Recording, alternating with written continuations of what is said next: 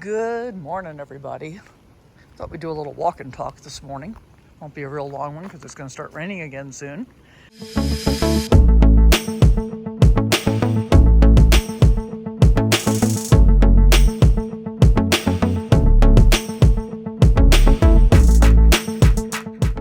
was a little concerned when I parked in the site right next to the vault toilet that there was going to be a parade of people coming through and, using the vault toilet on a regular basis. Well, a couple of different things around that.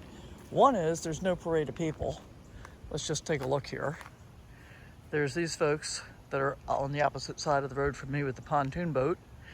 And then there's two other trailers way down at the other end and a camp host over there. That's our whole parade of people. We did have some guys that came in yesterday evening, or they came yesterday afternoon, and they stayed at least until after midnight. Might have been later than that. They weren't bothering me. I just knew because I could see the lights down below. And they were fishing. So I want to show you this because I can't actually, let's see if I can find a place where I can show you, because this is, I just have been loving this view. And the only place I can really see it, this is pretty good. See the little waterfall down there? That's my beautiful view without that overarching branch. I get a beautiful view of the waterfall from my bedroom. And I just love that. I get to, wake up to that in the morning, and I can hear the sound of the water overnight. You can see how dark and cloudy it is. Poured down rain starting actually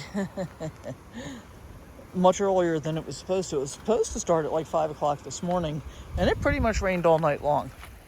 There's your dose of Kit. Hey, Kit, say good morning. Good morning, Kit. He says, no, I'm busy.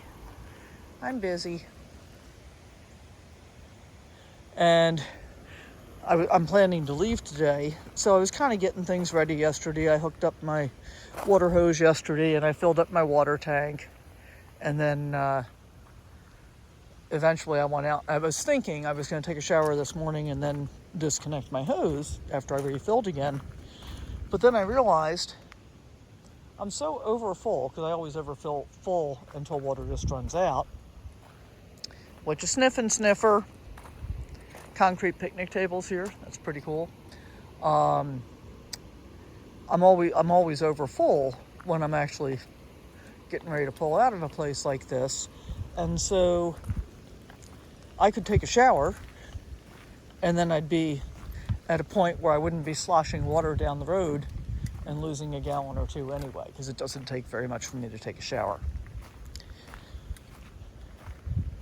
So this is an Army Corps of Engineers camp. It's one of two that are part of this lake system. And then there's, I think, three that are part of the state park system on the same lake, which is where I was intending to go originally. Then I found out about the Corps of Engineers, so I paid $11 a night for water and electric, and I'm going to dump my tanks before I leave. I also love that they have aluminum can recycling. I dumped off all my cans last night. Oh, anyway, back to the rain and my hose. Sorry, a little disjointed here. I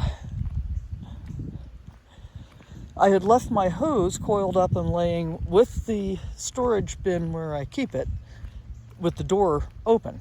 And so the door for that bin opens out as if to make a shelf, which is really quite convenient.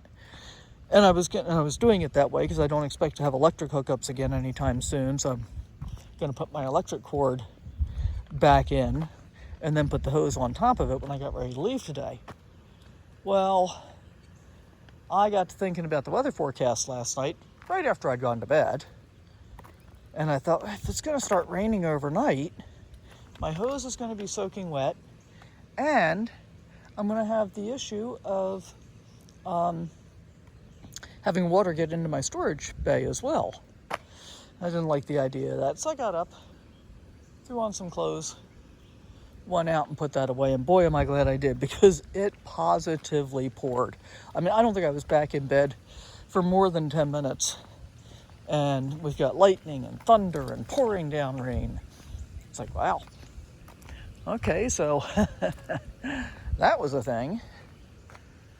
And then we've got, here, we'll walk up this way. Well, we'll walk up that way in a minute. Kit's still busy sniffing and peeing on things. The camp host has a pretty nice setup here. The park gives them a truck. They've got a nice big shed to store stuff in and plenty of parking for all their vehicles and stuff. Of course, they're pretty close to the dump station, but they're not right on top of it, so I guess that's fine. We've got this playground here.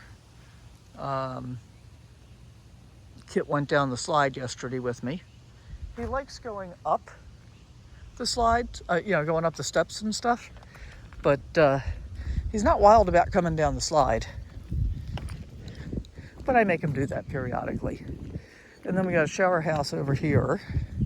And I'll go ahead and show you what that looks like too. Yeah, that's the first time I've seen their dog in the camp host. Camp hosts are nice. Haven't talked to any of the rangers since I've been here. I have seen them come through a couple of times.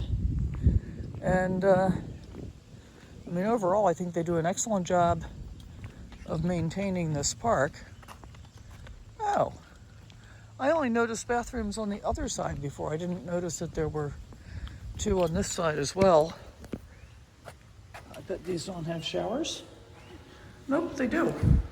Okay, so they're all the same. Giant shower. Quite a nice shower. Toilet, sink, another bench there, all the stuff. So 4 showers, which is a lot more than I've been seeing typically. And then they've got the message board out here. So yeah, I only noticed the 2 on the other side originally. And then we've got a group area over here, a little pavilion, conveniently located next to the restrooms. And I really quite like the fact that they put in complete private bathrooms. It's kind of like going and paying at a truck stop. Not that I'd know, I've never done that. There's one site that I think really is tent only up at the other end by the entrance here. But all the rest of them, you can get at least some kind of RV into. And not all of them have water and electric. Like these right here are just dry camping. But you get shade, so that's cool. So, what's on the agenda for today? Sorry about the shakiness. I didn't bring a tripod or microphone or anything because I didn't think I was going to record, which is how it usually goes. Oh, there goes a kitty. Back into the woods. On the agenda for today, well, we're going to go back. I'm going to make breakfast, and then we're going to finish packing up, which will take about 5 minutes, and we're going to get ready to get out of here.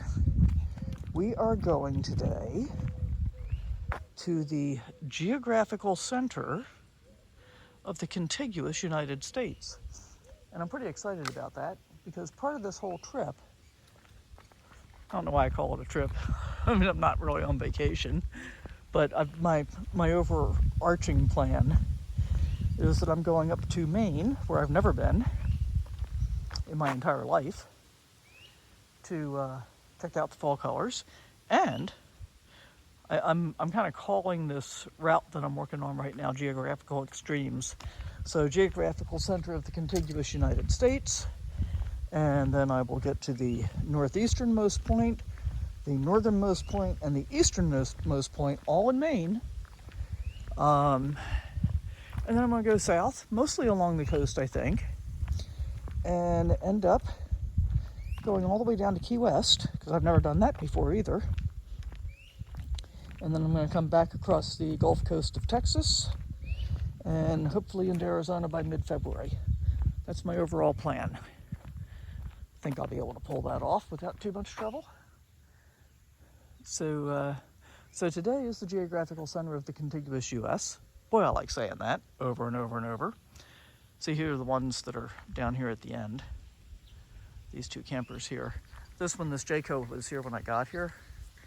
This one pulled in, I think, the day after I got here. And I've been here for 3 nights. I actually, when I looked at the, still raining this morning when I got up, and when I looked at that, I thought, well, I could stay another day.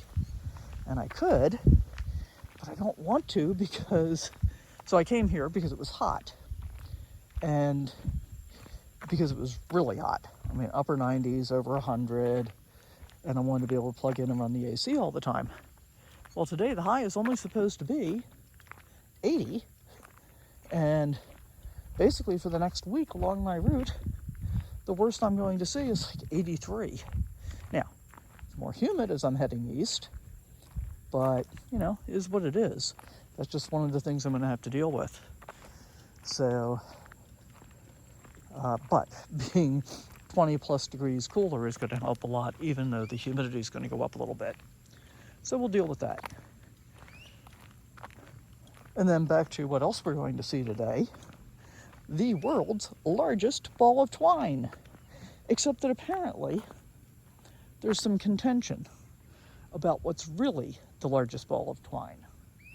Because when you look it up on Google, it shows up in several different locations throughout the country. This one happens to be in a town called Cawker, C-A-W-K-E-R, Kansas. And we're going to go check that out. Because it's always been kind of a joke to me. You know, oh yeah, we went to see the world's largest ball of twine. Well, we're going to do it. We're going to do that. Because you know how I like quirky stuff. And I think we're going to go to Lawrence, Kansas, and check out some of the sites from the TV series Supernatural. And I think after that, we'll be out of Kansas in the next day or two. And then we'll be able to say, Kidster, I don't think we're in Kansas anymore. I've actually enjoyed my time in Kansas. I've particularly enjoyed discovering the Kansas State fishing lakes, where I stayed a couple nights ago. Free camping around a lake. What could be better than that?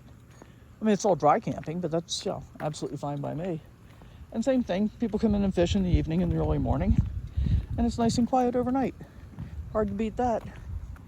These folks have been having a lot of fun. They brought their pontoon boat. They got a couple of kids. They've been fishing, they've been sightseeing. Yeah, I love seeing that kind of stuff.